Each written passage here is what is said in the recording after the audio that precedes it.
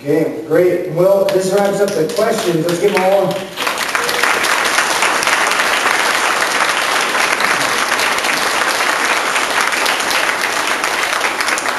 Before we hear their closing remarks, the one thing I want to point out, and I think you all recognize, especially being active in the party and being active in politics, it takes a remarkable level of courage to run for any office.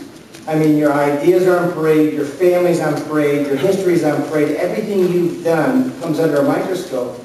But each of these individuals and the other candidates that we have here have said, I'm willing to go through that scrutiny because I believe I can do it better. So these kind of forums are fantastic because it allows you to exchange ideas. You find out who you align more closely to. There are a lot more questions that we weren't able to get to.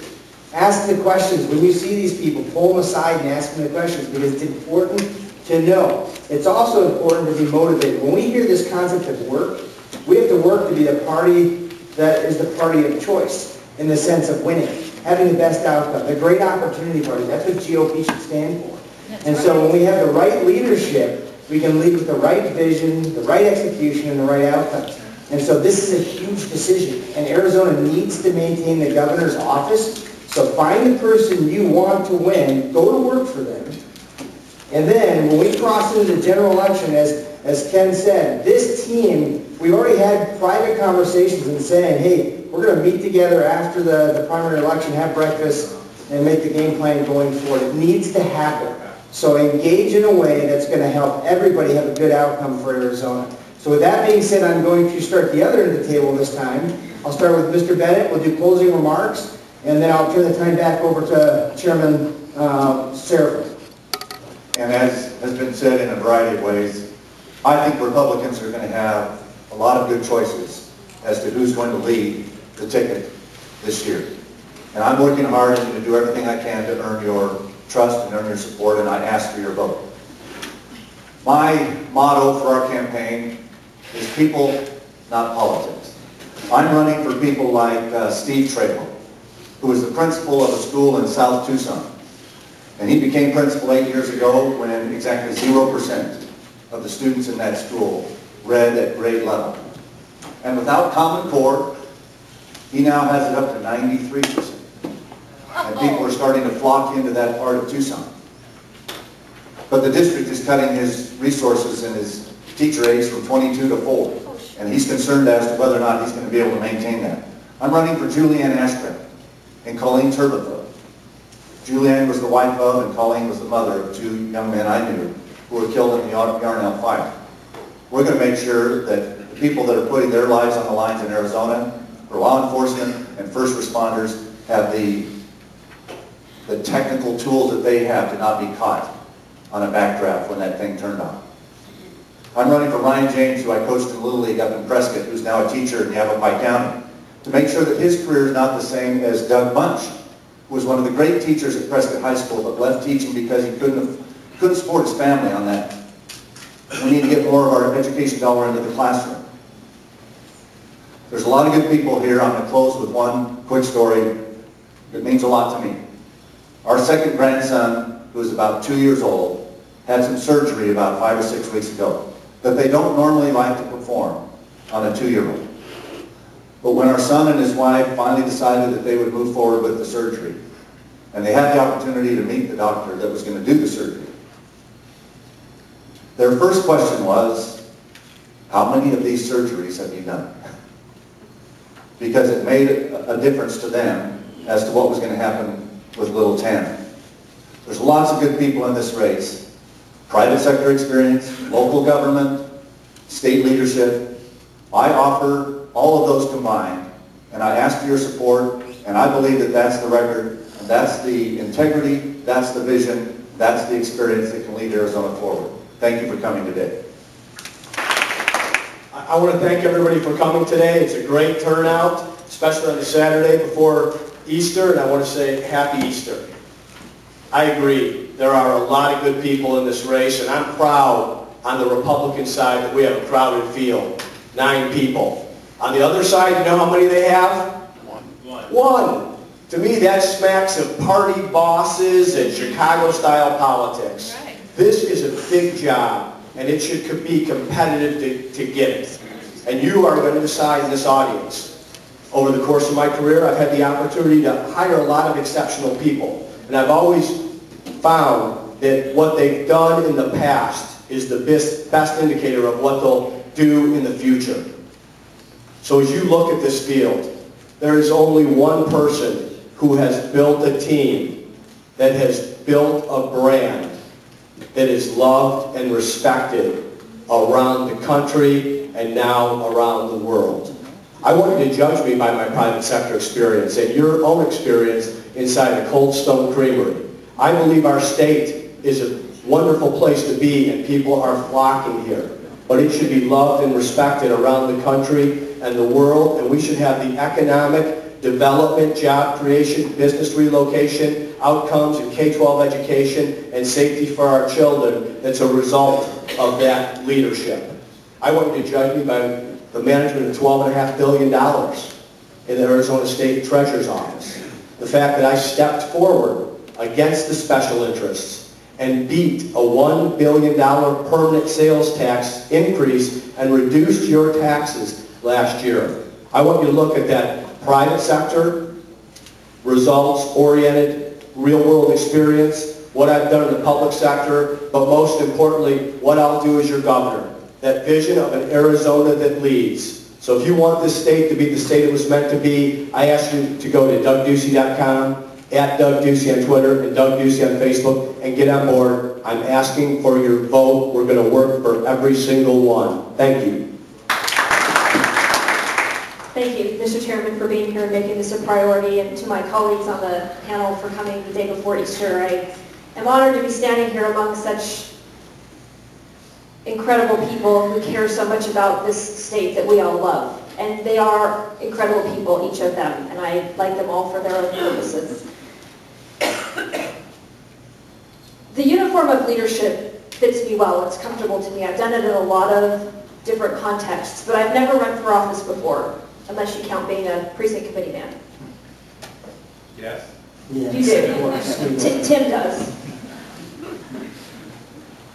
But it strikes me, having gone around the state and talked to people and heard the voices of lots of people in Arizona, and by the way, there are lots of incredible, thoughtful, caring people in this state, that maybe a practiced politician is not what Arizona needs right now. Maybe for this time, in this place, what we need is somebody who can come to this with no strings attached.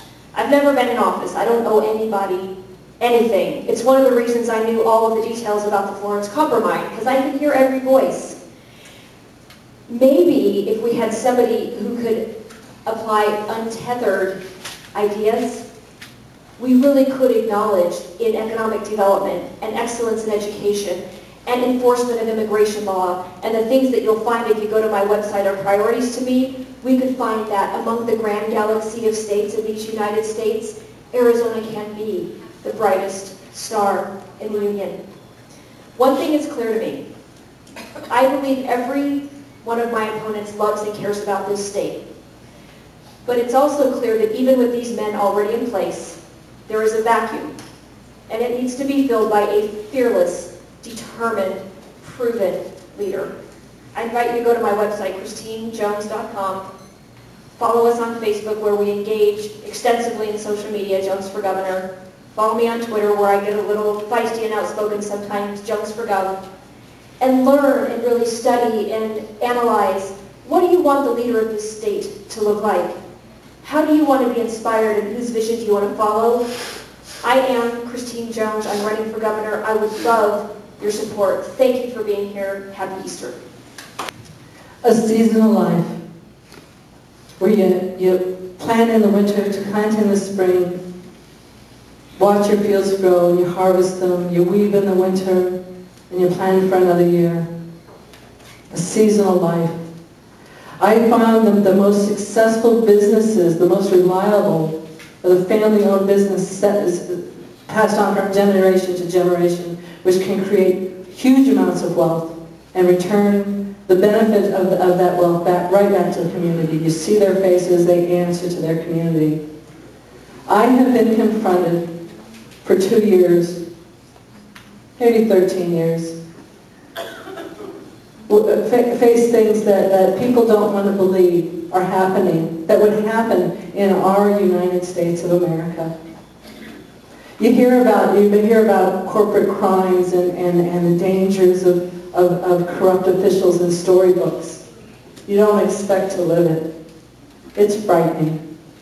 There are things in Arizona that aren't working, and they have to be addressed. From Chicago was voted in twice, but the strong fervor that I feel in this room will overcome that apathy. I am a member of the Tea Party. The Tea Party saved the United States in 2010, and it will save our country again this year. These are not normal times. The White House and the Democratic Party have placed our country in a nautical expression called in extremis. We need proven leadership and vision and integrity to lead us out of this. We can create a safe haven in Arizona despite the chaos that will continue to come from Washington for the next 3 years until we take over the Senate this year and the White House 3 years from now. We have to band together. I have that background. I'm a graduate of the U.S. Merchant Marine Academy, the U.S. Naval War College, and got my MBA from Thunderbird up in Glendale. I know what we need to do to really excel as a state.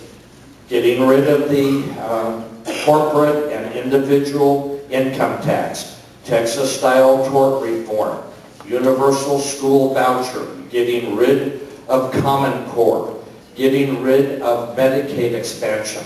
I am one of 36 conservative Arizona legislators that have banded together with the Goldwater Institute to sue the governor over this Medicaid expansion. It's still in the courts. Let's hope and pray that we prevail. I'm a firm believer in nuclear power. We have Palo Verde with reactors here.